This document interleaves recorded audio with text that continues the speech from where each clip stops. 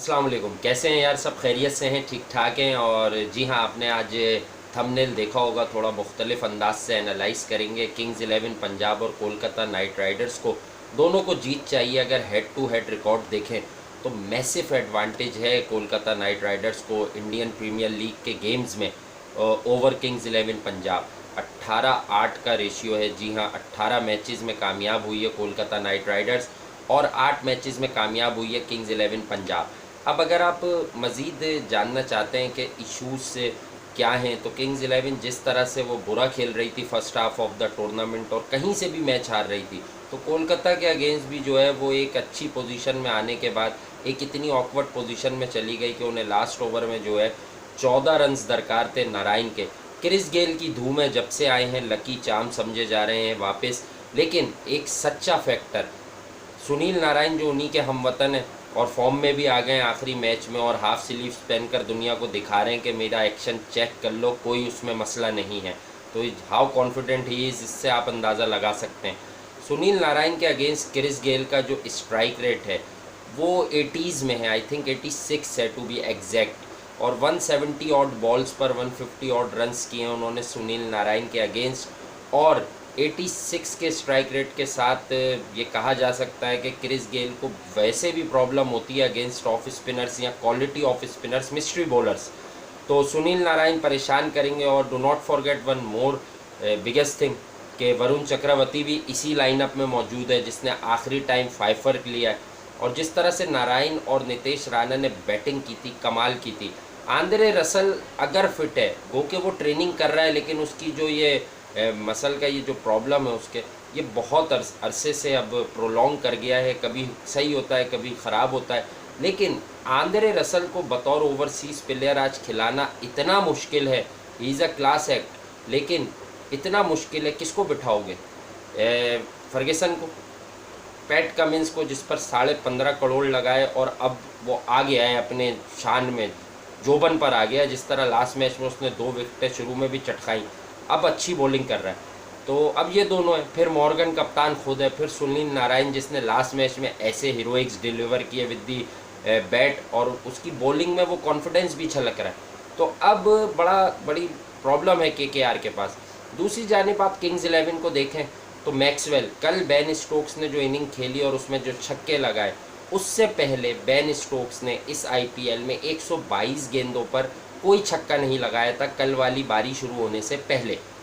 और अगर इस दौड़ में कोई दूसरा आदमी है, यानी ये कोई अच्छी दौड़ तो है नहीं, यानी ये तो बुराई की दौड़ है, तो वो दूसरा आदमी ग्लेन मैक्सवेल है जिसने 100 या उससे ज़ायद गेंदें खेलकर एक छक्का भी नहीं लगाया था आईपीएल में इस वाली। यानी इन लोगों का ओवरऑल फॉर्म जो है वो 6 हिटिंग जो फॉर्म है या बाउंड्री हिटिंग जो फॉर्म है वो बड़ा डिसमल है।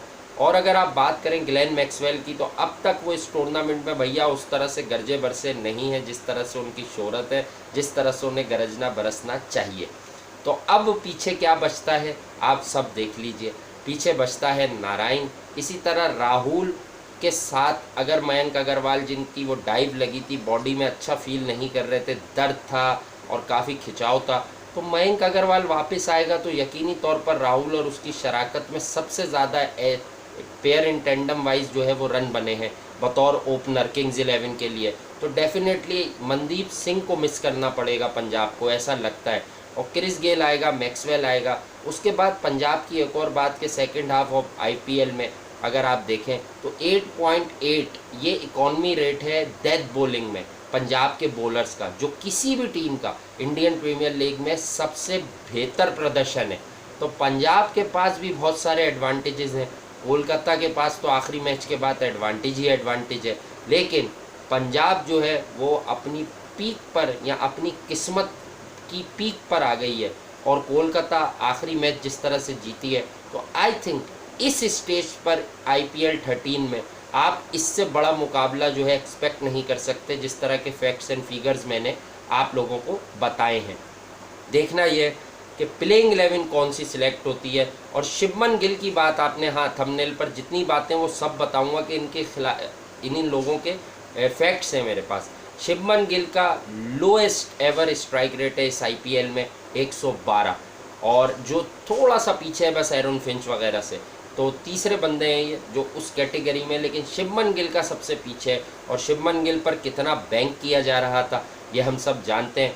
तो अब कहीं ना कहीं समहाउ नितेश राणा और राहुल त्रिपाठी को टॉप ऑफ द ऑर्डर पर जगह देने का कहा जा रहा है, और आई थिंक कि देनी भी चाहिए कोलकाता नाइट राइडर्स को, क्योंकि गिल हैड हिज चांसेस। अब इंडियन प्रीमियर लीग सीज़न 13 इस जगह आकर खड़ा हो गया कि अब तजुर्बों की गुंजाइश नहीं है। जितने तजुर्बे थे वो पहले थे। Gill is a class player दो, और वो आगे जाकर आएगा, हम सब जानते हैं वो आएगा, इंडिया के लिए भी खेलेगा, हमारी बेस्ट विशेज़ है। लेकिन इस आईपीएल में यूएई में अच्छों को प्रॉब्लम होता है, तो I think Shubman Gill is one of them, मतलब वो are having difficulties while playing in United Arab Emirates, और उसको यहाँ का समझना होगा। और अभी तो बहुत छोटा है, बहुत यंग है, सीखेगा आगे जाकर। ऑल इन ऑल आज क्वालिफायर की जंग है। जी हाँ, क्वालिफायर की जंग है। अब ये जो टीमें खेलेंगी ना तीनों चारों, तो ये क्वालिफायर की जंग कहलाएगी। कोलकाता, राजस्थान, सनराइज़र्स, किंग्स 11, तो ये कहीं ना कहीं सबके पास आउटसाइड चांस मौजूद है कि आओ और छा जाओ। बेंगलोर ने भी एक मैच हार कर ज़रा डरा दिया है अपनी ही फैंस को कि भैया अगले भी 2-3 मैच हार ना जाएं ये आखिरी, क्योंकि रॉयल चैलेंजर्स बेंगलोर से आप यहाँ और यहाँ सब एक्सपेक्ट कर सकते हैं उनको, जितना भी आपने आईपीएल में देखा है। बहरहाल आज का मैच एंजॉय कीजिए, और फिर मिलते हैं इस मैच के पोस्ट मैच के साथ, आपकी खिदमत में ज़रूर हाजिर होऊंगा।